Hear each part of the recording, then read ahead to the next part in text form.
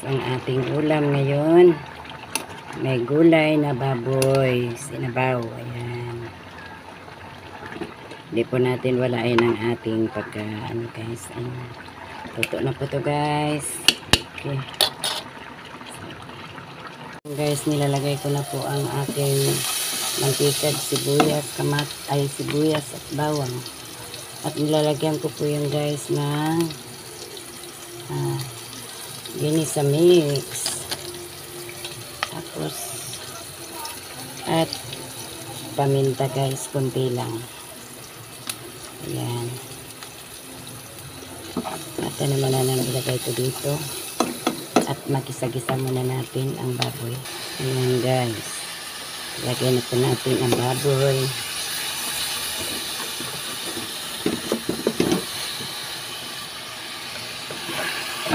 Tingnan po yung luluin guys.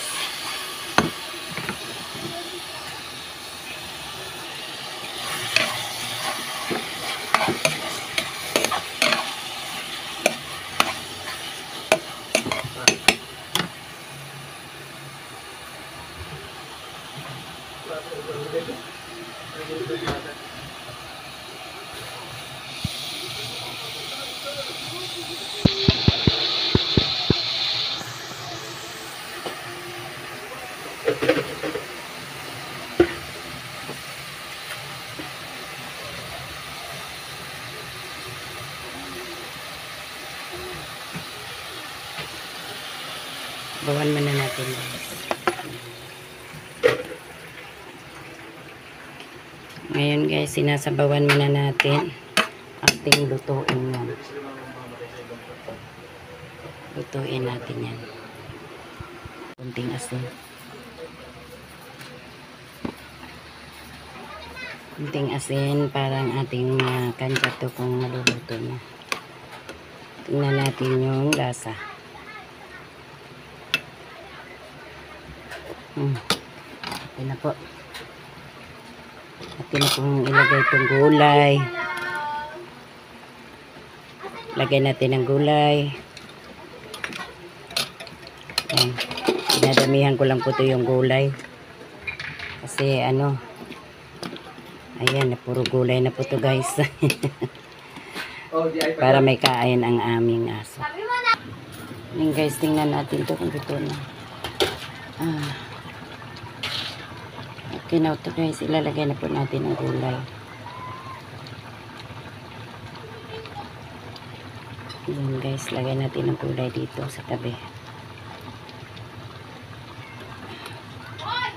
Sa tabi lang po natin ilagay upang maluto siya. Ayan.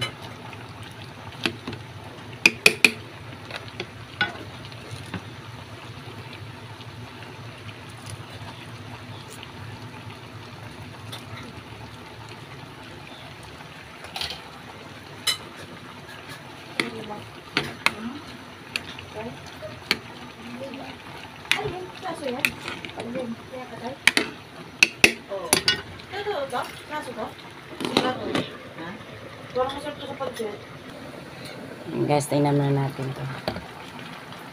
Ating niluluto. Ayan guys, atin naman natin tapusin nagluto ang ating pagkain. Ayan. Sabaw lang po to guys.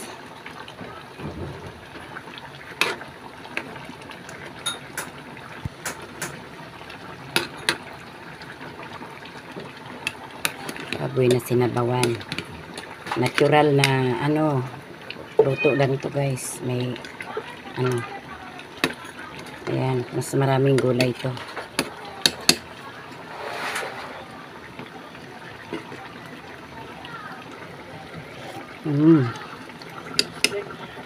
Okay na to guys.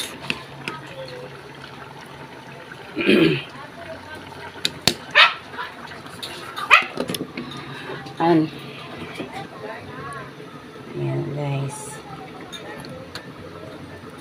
Okay naman ang tapusin to pagluto. Ayan, tinakpan ko muna para maluto yung dahon. Mapait kasi yung guys, malunggay pag di mo niluto ng maayos. Kaya ako tinakpan. Pag hindi yan, ayan, okay na siguro to.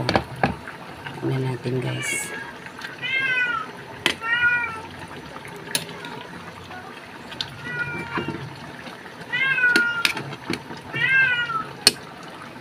Ayan guys. Okay na po to guys, yung ating niluluto. Ayan.